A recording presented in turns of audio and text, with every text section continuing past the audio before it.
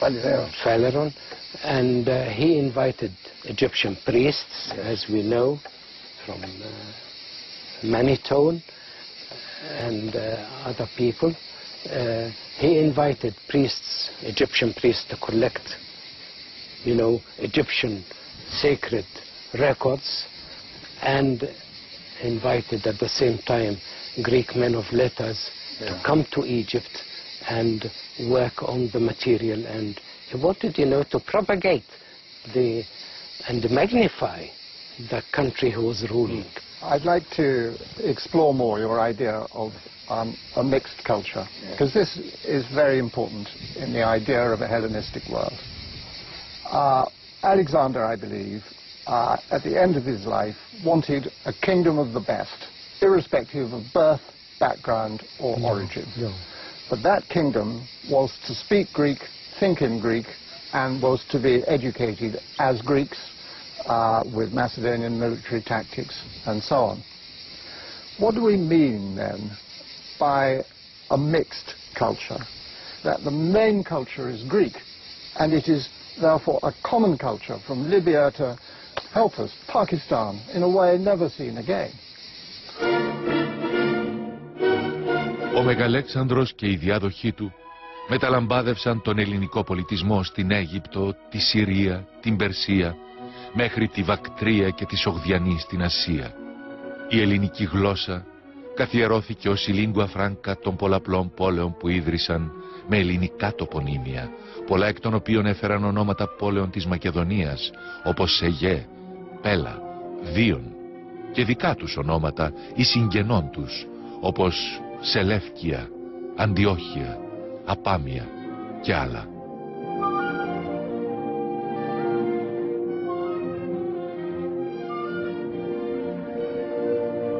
Η αρχαιολογική σκαπάνη κορυφαίων αρχαιολόγων στη Μέση Ανατολή και Κεντρική Ασία, όπως τον Πολ Μπερνάρ, Πιέρ Λερίς, Ζωνί Βαμπερέρ, Ταρζή, Σαριγιαννίδη και άλλων, έφερε στο φως ευρήματα ελληνικών πόλεων, όπως τον Άι Χανουμ, Λαοδίκαιας, Ιμπν Χανί, Δούρα Ευρωπός, Αλεξάνδρεια της Αιγύπτου και άλλων, που τεκμηριώνουν την πλατιά παρουσία και επίδραση του ελληνικού πολιτισμού και τη συγκλονιστική συνάντηση και μίξη της Δύσης και της Ανατολής με τη δημιουργία πολιτισμών όπως του Ελληνοβακτριανού και του Ινδοελληνικού.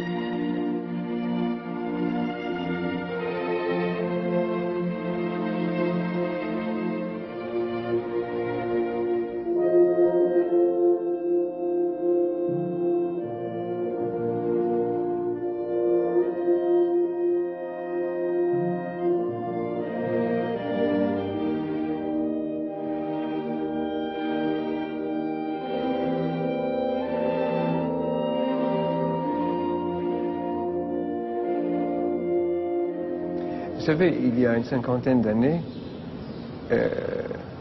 Charles Edson écrivait un article, Imperium Macedonicum, dans lequel il essayait d'interpréter le royaume séleucide comme un royaume macédonien.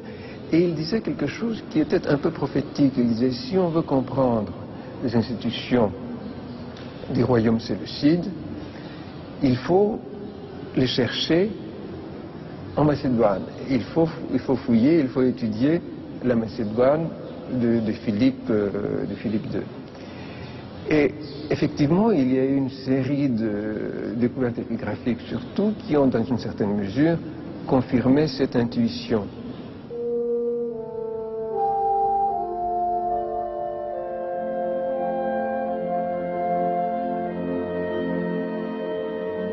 βασιλεύς Περσέψ, βασιλέος Φιλίππου, από τον Ιστράικη στρατιών, Αρτέμιδη Ταυροπόλοι, ο Δήμος ο Αμφιπολιτών, Αρτέμιδη Ταυροπόλοι, πολιταρχούντων Τιμονίδου του Ασκληπιάδου, με στήλου του Μητροδόρου.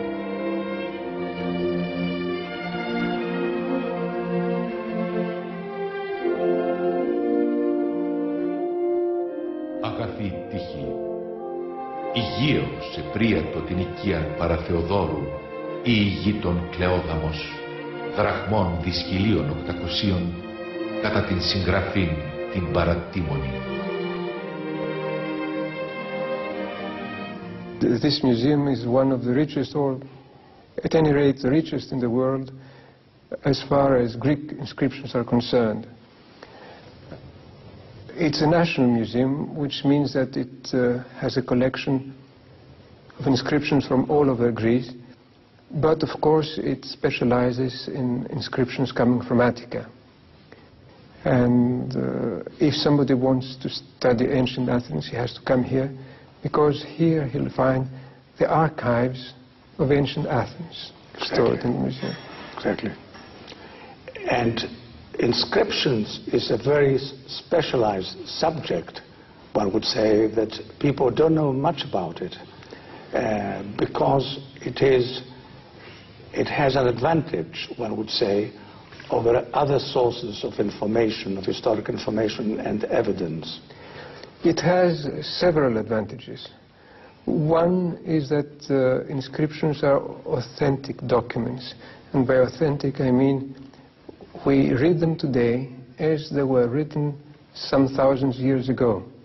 There have been no copies, no other people have interfered with the text, whereas literary sources have been copied several times, mistakes have been made, omissions have been made, and we do not have it as it was first written. Inscriptions are authentic documents in another sense too, because they are part of day-to-day government business, for instance. From what I know, there are 2 Macedonian inscriptions in this epigraphic museum. Yes, there are more than 2 in fact, but there are 2 very important, I mean, which have a historical, great historical value. The one comes from Amphipolis in eastern Macedonia. It was walled in a fountain in the village. It was first seen in the beginning of the 19th century. It speaks about, it's a decree from the city of Amphipolis, and condemns to exile 2 pro-Athenian politicians who were the enemies of Philip. So when Philip conquered Amphipolis, he didn't destroy the city, but he changed the government, and the new government exiled his political opponents.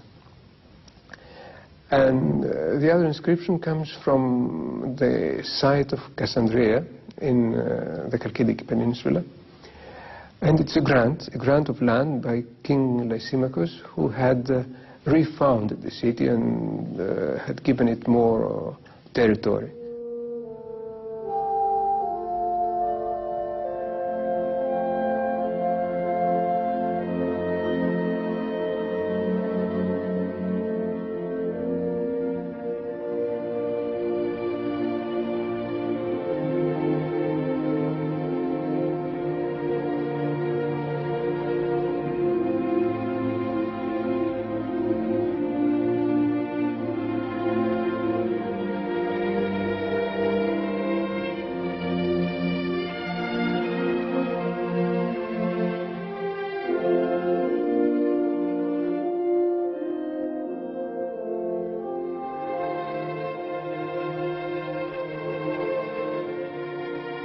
Pourquoi telle colonie était-elle appelée Amphipolis, par exemple? Car il y a Amphipolis en Syrie, mais on vient de l'apprendre également, c'est-à-dire près de Bactre, hein, et donc en Afghanistan.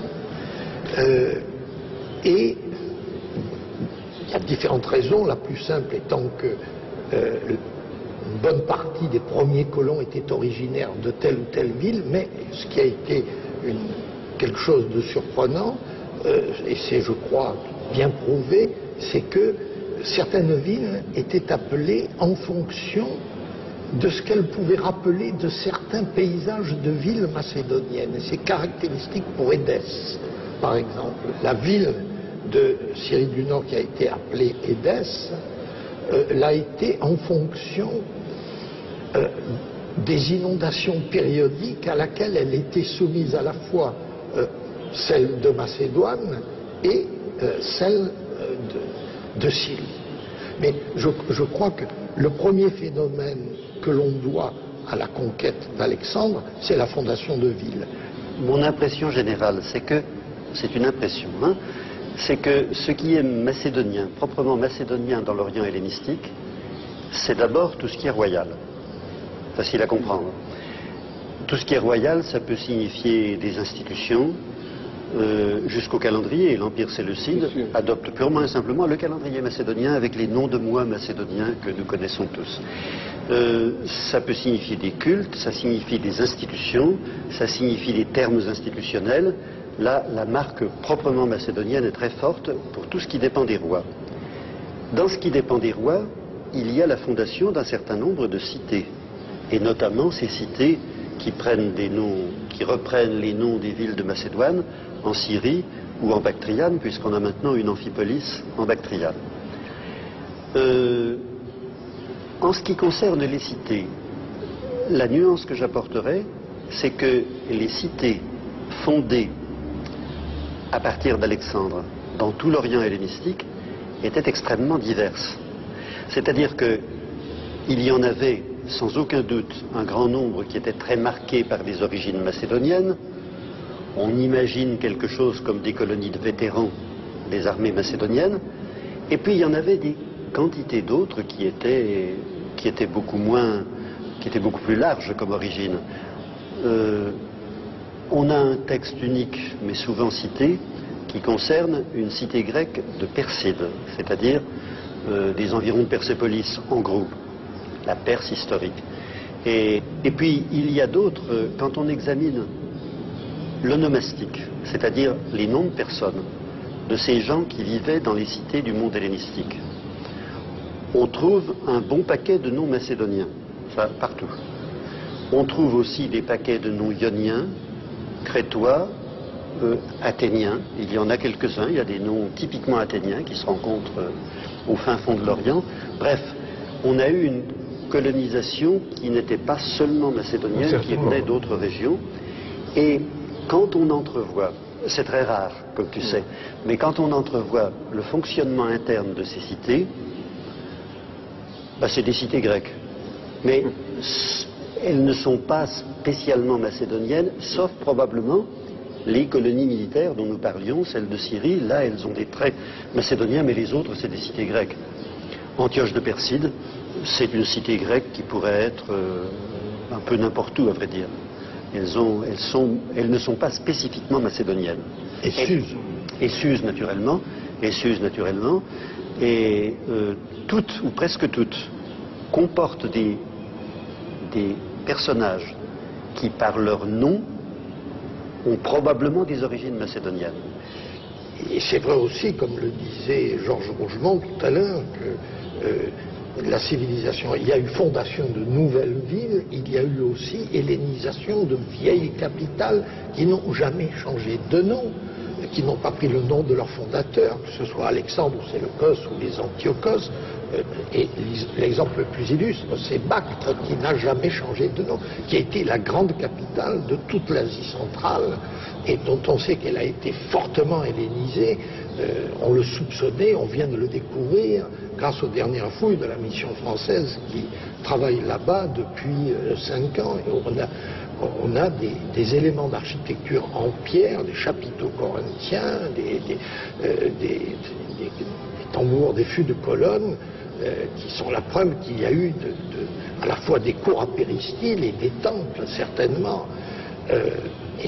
Bactre, c'est toujours appelé Bactre, y compris dans le récit de Polybe sur le siège de Bactre par Antiochos